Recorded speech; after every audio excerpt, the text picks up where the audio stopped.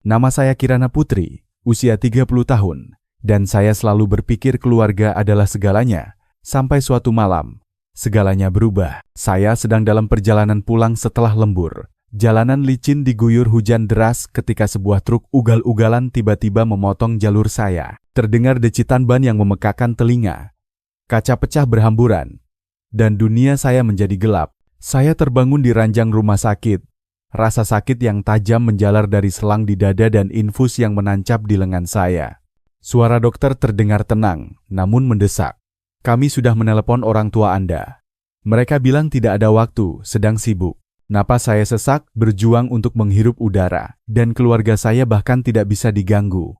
Kemudian, saya melihat unggahan di Facebook kakak saya, Bima. Sebuah foto selfie keluarga yang tersenyum lebar di acara bakar-bakar di halaman belakang rumah, dengan keterangan, Hari Keluarga Tanpa Drama. Mereka bahkan menandai nama saya seolah-olah ini adalah lelucon. Hati saya hancur. Bukan karena kecelakaan itu, tetapi karena pengkhianatan mereka. Saya mencengkeram selimut rumah sakit. Amarah bercampur dengan rasa sakit. Mereka selalu menganggap saya remeh, tapi ini adalah titik terendah yang baru. Saya terdiam. Menatap unggahan itu, pikiran saya berkecamuk. Saya tidak akan hanya berbaring di sini dan menerima ini. Sesuatu harus berubah, dan itu akan dimulai dari saya. Pernahkah Anda dikhianati oleh orang yang paling Anda percaya? Bagikan cerita Anda di komentar. Saya ingin tahu saya tidak sendirian. 3 tahun lalu, saya berdiri di sebuah persimpangan yang dapat menentukan seluruh hidup saya. Saat itu, saya membawa sebuah mimpi besar. Gelar S2 Teknik Informatika dari ITB, sebuah tiket menuju karier di bidang desain perangkat lunak mutakhir. Saya baru saja mendapatkan kontrak dari sebuah perusahaan teknologi raksasa di Jakarta. Sebuah kesepakatan bernilai miliaran rupiah untuk mengembangkan aplikasi bagi platform terbaru mereka. Itu adalah kesempatan saya untuk bebas, untuk membangun sesuatu milik saya sendiri. Tapi kemudian orang tua saya menelepon. Suara mereka syarat dengan kepanikan. Bisnis keluarga, sebuah perusahaan kecil yang memproduksi sambal organik di Yogyakarta, sedang tenggelam dalam utang. Pemasok belum dibayar, pesanan terhenti, dan kebangkrutan membayangi di depan mata. Mereka memohon saya untuk pulang, untuk membantu menyelamatkan apa yang telah dibangun oleh kakek dan nenek saya. Melawan setiap insting saya berkata ya. Saya merobek kontrak di Jakarta itu, melupakan mimpi saya, dan menuangkan seluruh tabungan saya setiap sen yang telah saya kumpulkan dengan susah payah ke dalam perusahaan. Kembali di Yogyakarta, saya menenggelamkan diri dalam pekerjaan. Saya menghabiskan malam-malam untuk memeriksa angka, bernegosiasi ulang dengan pemasok, dan melakukan presentasi ke rantai toko kelontong lokal hanya untuk menjaga bisnis tetap bertahan. Hari-hari saya kabur menjadi rapat, email dan panggilan telepon tanpa akhir, semua untuk menarik perusahaan kembali dari tepi jurang. Saya tidak hanya menginvestasikan uang, saya menginvestasikan masa depan saya, mimpi saya, semua yang telah saya perjuangkan. Tapi orang tua saya tidak melihatnya seperti itu. Bagi mereka, saya hanyalah pundi-pundi uang, orang yang akan selalu datang menyelamatkan. Mereka menyerahkan kendali perusahaan kepada kakak saya, Bima, yang tidak pernah menunjukkan sedikit pun bakat bisnis. Dia akan datang terlambat, melontarkan ide-ide setengah matang, dan mempesona semua orang dalam rapat dengan bualannya. Sementara saya yang melakukan pekerjaan berat. Bima punya visi, kata bapak, menepuk pundaknya. Kamu jago urusan detail, Kirana. Ibu hanya mengangguk setuju, matanya terpaku pada ponselnya. Meremehkan usaha saya dengan mengangkat bahu. Saya menelan frustrasi saya, meyakinkan diri sendiri bahwa ini semua demi keluarga. Saya telah menyerahkan ITB, kontrak miliaran, kesempatan saya untuk hidup di luar Yogyakarta. Tetapi saya berkata pada diri sendiri itu sepadan untuk menjaga kami tetap bersama. Sementara itu, Bima menggunakan investasi saya untuk mendanai gaya hidupnya.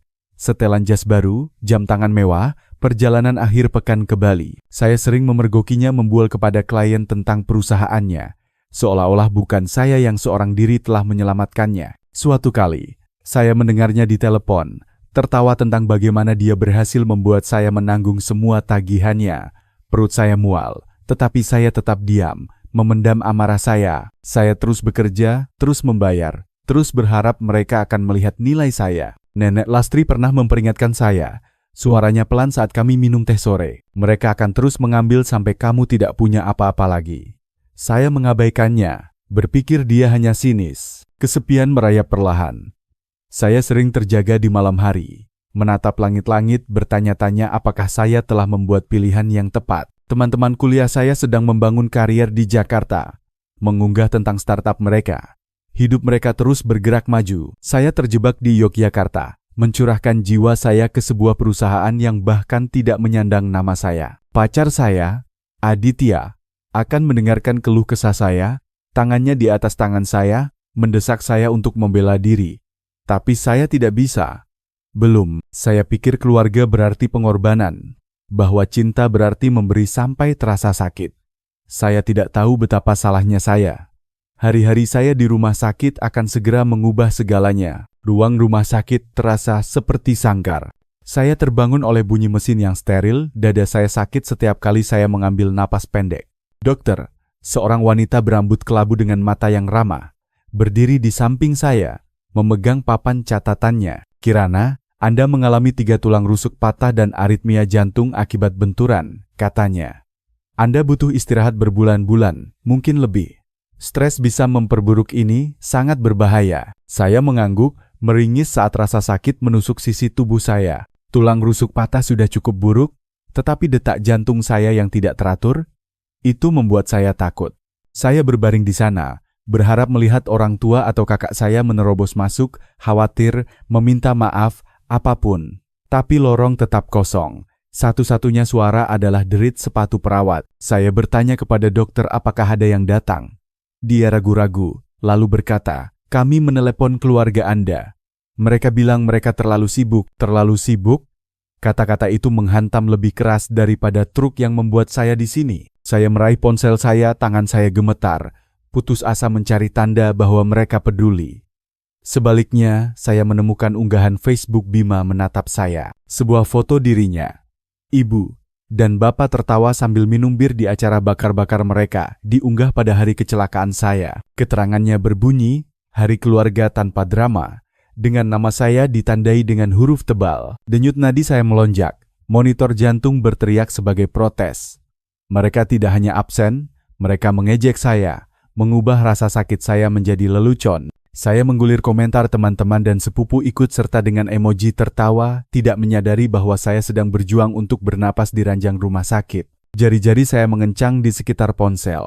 Layar menjadi kabur saat air mata menggenang. Saya telah menyerahkan segalanya untuk mereka. Mimpi saya, tabungan saya, masa depan saya, dan ini cara mereka membalas saya.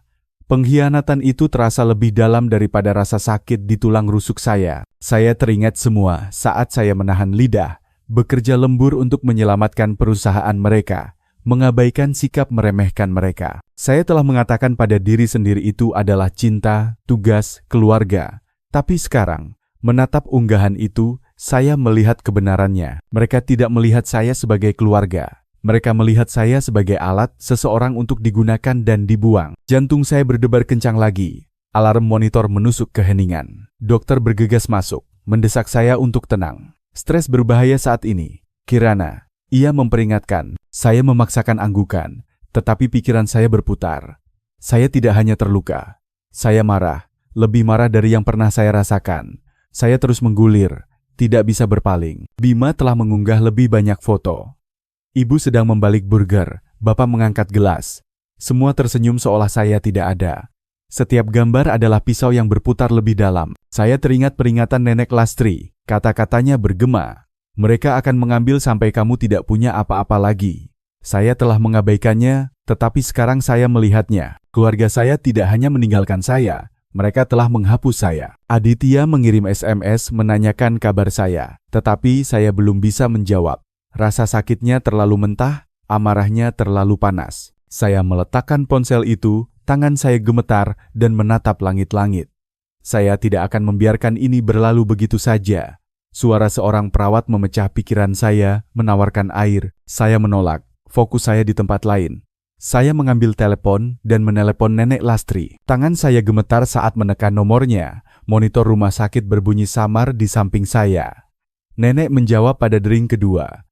Suaranya mantap namun hangat seperti biasa. "Kirana, nenek datang," katanya. Tanpa bertanya, dalam beberapa jam, dia sudah di samping tempat tidur saya. Rambut peraknya yang disanggul, matanya tajam. Meskipun usianya sudah 80 tahun, dia tidak rewel atau mengomel. Dia hanya duduk, mengambil tangan saya, dan menunggu saya berbicara. Saya tidak tahu harus mulai dari mana. Dada saya sesak, bukan hanya karena tulang rusuk yang patah, tetapi karena beban pengkhianatan keluarga saya. Saya menceritakan tentang ketidakhadiran mereka, penolakan kejam mereka ketika dokter menelepon. Wajah nenek menegang, tetapi dia tidak terkejut. Mereka melakukan hal yang sama padaku. Katanya pelan, kata-katanya membelah udara steril. Nenek mencondongkan tubuh ke depan. Suaranya rendah, dan menceritakan sebuah kisah yang belum pernah saya dengar. Beberapa dekade yang lalu, ketika dia dan kakek memulai perusahaan sambal organik keluarga, dia telah menuangkan warisannya ke dalamnya. Percaya itu akan menyatukan mereka. Tetapi orang tua saya dan paman saya telah mengurasnya hingga kering, menuntut uang untuk kebutuhan mereka sendiri sambil tidak memberinya apa-apa selain janji-janji kosong. Mereka mengambil tabunganku, kepercayaanku, katanya. Matanya menerawang. Nenek diam terlalu lama, Kirana. Jangan ulangi kesalahan nenek. Kata-katanya menghantam saya seperti tamparan. Saya telah buta. Berpikir pengorbanan saya akan mendapatkan cinta mereka. Kisah nenek mengupas kebohongan yang saya katakan pada diri sendiri. Mengungkap kebenaran. Keluarga saya bukan hanya tidak tahu berterima kasih. Mereka adalah lintah. Saya meraih laptop saya, bertekad untuk melihatnya sendiri. Nenek duduk di samping saya saat saya masuk ke rekening keuangan perusahaan. Jari-jari saya kaku di atas keyboard. Apa yang saya temukan membuat darah saya mendidih. Uang yang saya investasikan ratusan juta dari tabungan saya, dan kontrak teknologi yang saya lepaskan telah lenyap, bukan untuk pemasok atau produksi, tetapi untuk kemewahan Bima. Catatan bank menunjukkan penarikan untuk sebuah SUV baru yang ramping, jam tangan mewah, dan perjalanan ke sebuah resor di Bali. Kakak saya telah hidup seperti raja sementara saya bekerja membanting tulang. Saya menggulir transaksi, masing-masing adalah luka baru. Dia memanfaatkanku, bisik saya. Suara saya bergetar karena marah. Nenek mengangguk, tangannya di bahu saya. Bukan hanya dia, katanya, melirik ke pintu seolah mengharapkan orang tua saya masuk. Saya teringat pada ucapan bapak yang meremehkan. Bima punya visi. Dan sikap ibu yang acuh tak acuh setiap kali saya meminta suara di perusahaan. Mereka tahu mungkin tidak setiap detail, tapi cukup. Mereka membiarkan Bima menguras uang saya sambil memuji apa yang disebut kepemimpinannya. Jantung saya berdebar kencang, monitor kembali melonjak. Tapi kali ini itu bukan ketakutan, itu adalah kejelasan. Saya bukan putri mereka, saya adalah mesin ATM mereka. Saya membanting laptop hingga tertutup. Keputusan saya sudah bulat. Aku sudah selesai, kata saya kepada nenek. Suara saya keras, tidak ada lagi uang. Tidak ada lagi bantuan. Dia meremas tangan saya. Senyum tipis tersungging di wajahnya. Gadis pintar, katanya. Kamu lebih kuat dariku. Saya mengirim pesan kepada Aditya, memintanya untuk memeriksa dokumen hukum perusahaan. Jika saya akan memutuskan hubungan dengan mereka, saya harus melakukannya dengan benar. Tidak ada celah. Tidak ada cara bagi mereka untuk menyeret saya kembali.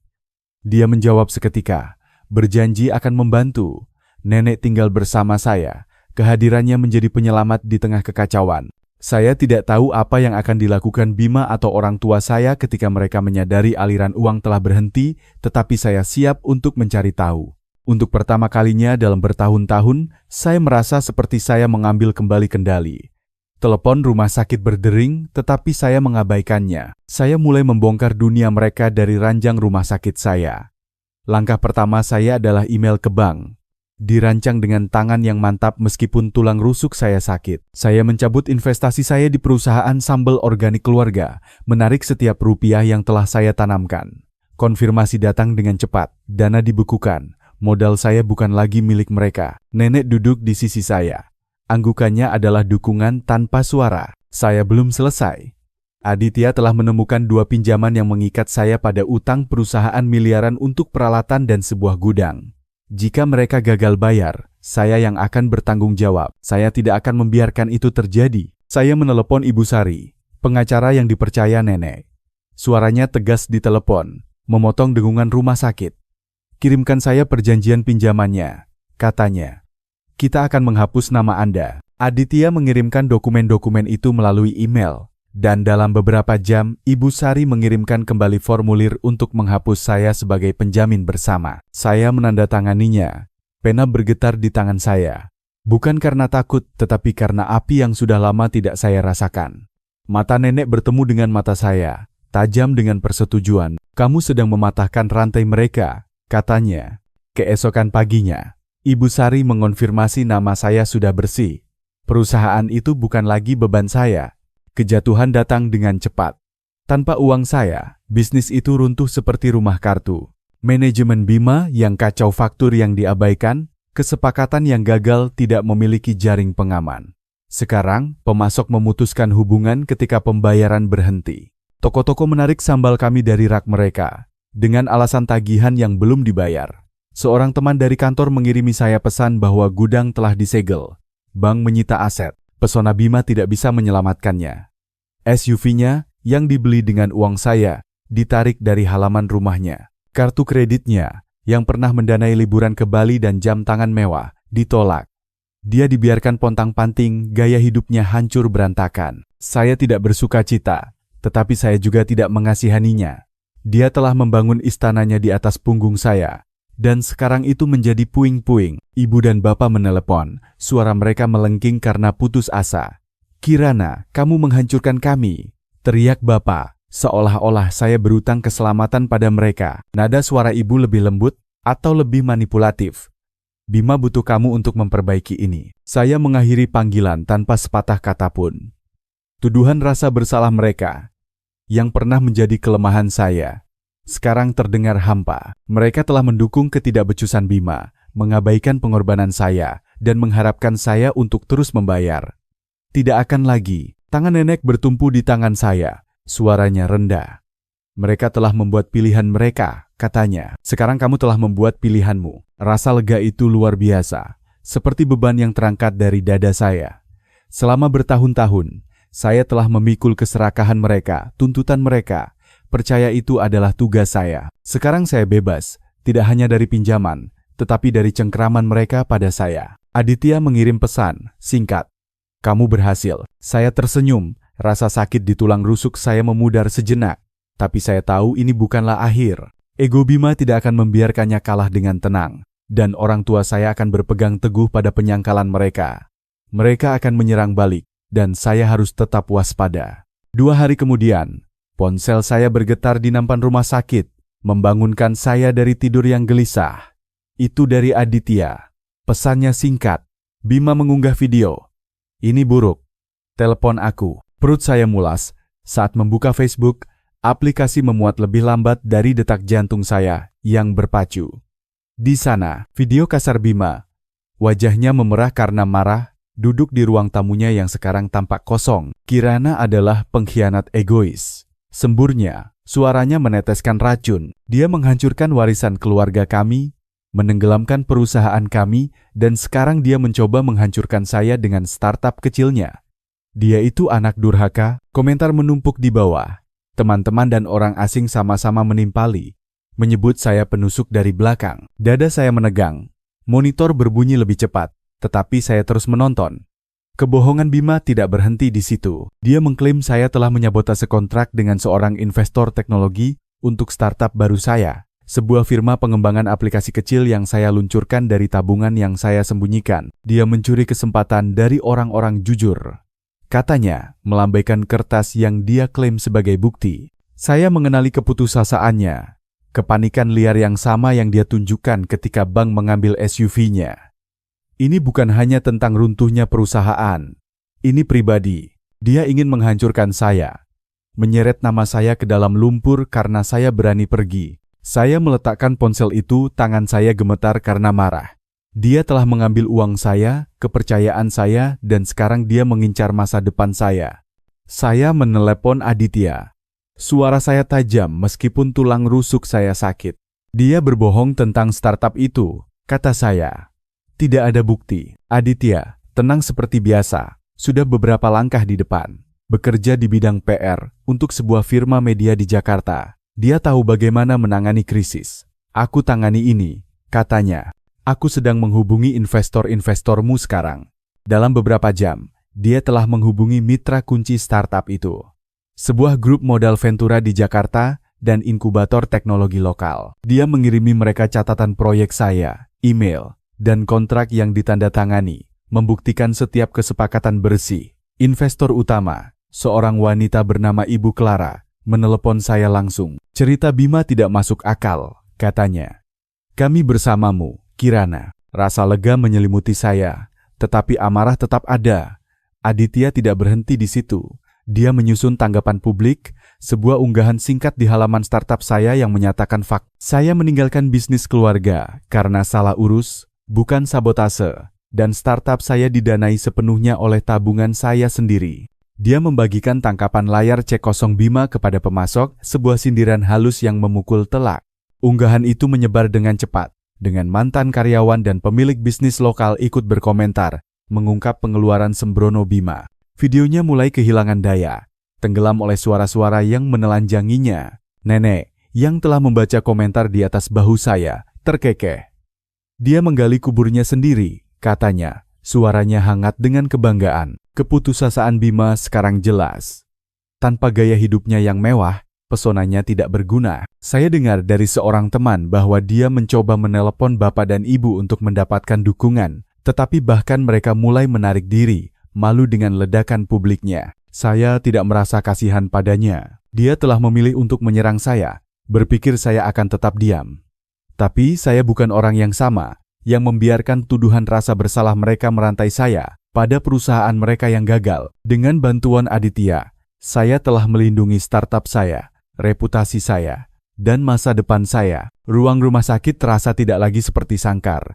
Lebih seperti pusat komando tempat saya membangun kembali hidup saya. Ponsel saya bergetar dengan notifikasi baru, tajam dan mendesak. Aditya telah mengunggah sebuah pernyataan di media sosial startup saya. Sebuah langkah yang diperhitungkan untuk mengungkap kebenaran. Kata-katanya tajam, membeberkan keserakahan keluarga saya, pengeluaran sembrono Bima, keterlibatan bapak dan ibu dalam menopangnya, eksploitasi pengorbanan saya selama bertahun-tahun. Dia menyertakan bukti transfer, laporan bank yang menunjukkan penarikan mewah Bima, email di mana bapak menepis kekhawatiran saya tentang keuangan perusahaan. Unggahan itu menyebar seperti api di komunitas online Yogyakarta yang erat.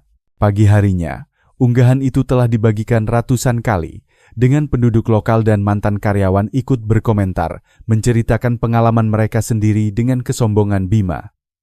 Arus telah berbalik. Dunia Bima runtuh lebih cepat dari yang saya duga. Seorang kreditur yang diberanikan oleh unggahan Aditya menuntutnya atas pinjaman pribadi yang belum dibayar yang dia ambil untuk mendanai gaya hidupnya. Surat panggilan pengadilan menumpuk di apartemennya, masing-masing menjadi pengingat kejatuhannya. Bapak dan ibu menghadapi perhitungan mereka sendiri. Tanpa uang saya untuk menopang hipotek mereka, bank menyita rumah mereka. Saya dengar dari seorang tetangga bahwa mereka terlihat mengemasi barang-barang, wajah mereka penuh dengan rasa malu. Dukungan komunitas, yang pernah menjadi perisai mereka, telah lenyap. Secara online, orang-orang mengecam mereka, komentar mereka blak-blakan. Kalian membiarkan Kirana menanggung beban kalian selama bertahun-tahun. Keadilan terasa dingin, tetapi tidak dapat disangkal. Nenek menelpon saya dari rumahnya. Suaranya mantap. Nenek telah menulis ulang surat wasiat nenek. Katanya, dia telah mencoret bapak, ibu, dan Bima sepenuhnya. Meninggalkan warisannya termasuk sahamnya di perusahaan kepada saya. Hanya kamu yang pantas mendapatkannya. Tambahnya, saya menelan ludah, beratnya kepercayaan nenek terasa di pundak saya. Nenek telah membangun perusahaan itu dengan tangannya sendiri, hanya untuk melihat putra dan cucunya mengurasnya hingga kering. Keputusannya bukan hanya sebuah hadiah, itu adalah sebuah pernyataan. Dia percaya pada saya dengan cara yang tidak pernah dilakukan orang tua saya. Saya berterima kasih padanya. Suara saya tercekat berjanji untuk menghormati kepercayaannya. Kemudian panggilan-panggilan itu dimulai.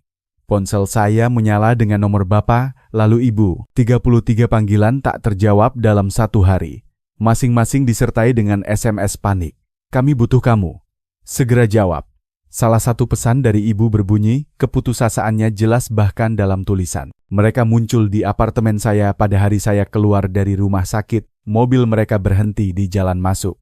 Saya berdiri di pintu, kruk di bawah lengan, tulang rusuk saya masih sakit. Wajah Bapak memerah. Suaranya rendah. "Kirana, kamu tidak bisa membiarkan kami kehilangan segalanya," katanya. Ibu mencengkeram lengannya, matanya memohon. "Kita ini keluarga," bisiknya. Seolah kata itu masih memiliki kekuatan atas saya. Saya menatap mereka. Wajah mereka akrab, tetapi kosong dari cinta yang pernah saya dambakan. Mereka tidak datang ke rumah sakit, tidak peduli ketika saya hampir mati. Mereka berdiri di samping Bima, mengabaikan pencuriannya. Dan sekarang mereka memohon bantuan saya untuk menyelamatkan hidup mereka yang hancur. "Kalian sudah menentukan pilihan," kata saya. Suara saya tenang tapi tegas. "Aku sudah selesai." Saya menutup pintu. Bunyi kunci lebih keras dari protes mereka. Suara mereka memudar saat mereka menggedor pintu kayu itu, tetapi saya tidak menoleh ke belakang. Untuk pertama kalinya, saya tidak merasa bersalah, hanya kejelasan. Mereka telah kehilangan saya, sama seperti mereka telah kehilangan segalanya. Ponsel saya bergetar lagi, sebuah pesan baru menunggu. Pesan itu bukan dari mereka, itu dari Aditya, mengonfirmasi kepindahan kami ke Ubud, Bali. Saya mengemas hidup saya ke dalam beberapa kotak, meninggalkan beban Yogyakarta di belakang. Nenek memutuskan untuk ikut dengan saya. Rambut peraknya berkilau di bawah sinar matahari saat kami memuat barang-barangnya ke dalam truk. Jalanan Ubud yang tenang dan udara pegunungannya terasa seperti janji akan sesuatu yang baru. Kami menetap di sebuah rumah kecil dengan pemandangan Sungai Ayung. Alirannya yang tenang kontras dengan kekacauan yang saya tinggalkan. Tawa nenek memenuhi ruangan. Kekuatannya menjadi pengingat tentang seperti apa keluarga seharusnya. Aditya dan saya memulai perusahaan teknologi kami di sebuah kantor sederhana di pusat kota. Keahlian saya dalam manajemen proyek berpadu dengan keahlian PR-nya. Dan aplikasi kami alat bagi usaha kecil untuk melacak keberlanjutan mendapatkan daya tarik dengan cepat. Investor dari Jakarta, orang-orang yang sama yang mendukung saya melawan kebohongan Bima, menggandakan pendanaan mereka. Setiap rapat, setiap baris kode terasa seperti langkah menuju masa depan yang saya bangun. Bukan yang saya jalani karena rasa bersalah. Nenek sering berkunjung, membawa kopi dan cerita. Kebanggaannya pada saya tidak terucapkan, tetapi jelas. Dia telah memberi saya bagiannya dari aset perusahaan lama, yang sekarang dijual untuk membayar kreditur, dan saya menggunakannya untuk mendanai usaha baru kami. Ini bukan tentang uang, ini tentang kepercayaan. Suatu malam saat makan malam, nenek mengatakan sesuatu yang melekat. "Keluarga sejati tidak menuntut pengorbananmu," katanya. Matanya menatap tajam. "Mereka melihat nilaimu." Kata-katanya menjelaskan semua yang telah saya lalui. Selama bertahun-tahun, saya telah mencurahkan diri saya kepada orang-orang yang hanya mengambil tanpa memberi. Bapak, Ibu, Bima, mereka melihat saya sebagai sumber daya, bukan sebagai pribadi. Tapi nenek, Aditya mereka berbeda. Mereka menghargai saya, bukan apa yang bisa saya berikan. Pelajaran itu menjadi jangkar saya. Keluarga sejati tidak merantaimu, mereka mengangkatmu. Saya memblokir Bapak, Ibu, dan Bima di setiap platform, setiap nomor. Tidak ada lagi panggilan, tidak ada lagi SMS yang memohon bantuan. Saya telah melihat warna asli mereka, kemarahan Bapak, manipulasi Ibu, keserakahan Bima, dan saya sudah selesai. Ponsel saya tetap sunyi, tidak lagi bergetar dengan tuntutan mereka. Saya dengar melalui seorang teman bahwa mereka masih di Yogyakarta, hidup seadanya. Hidup mereka menjadi bayangan dari apa yang pernah mereka pamerkan.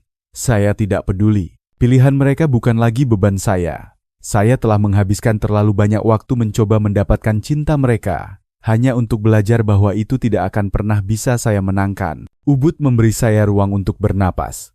Saya sering berjalan di tepi sungai setiap sore. Ritme air menenangkan bekas luka masa lalu saya. Aditya terkadang bergabung, tangannya di tangan saya, dukungannya yang tenang selalu ada. Perusahaan kami tumbuh, mempekerjakan penduduk lokal, membangun sesuatu yang berarti. Saya mendaftar di program S2 online, mengambil kembali mimpi yang telah saya kesampingkan bertahun-tahun yang lalu. Setiap hari terasa lebih ringan, bukan karena rasa sakitnya hilang, tetapi karena saya telah memilih diri saya sendiri. Kebebasan bukan hanya meninggalkan Yogyakarta, itu adalah kesadaran bahwa saya pantas mendapatkan yang lebih baik. Sungai itu berkilauan di bawah matahari pagi, memanggil saya untuk terus maju.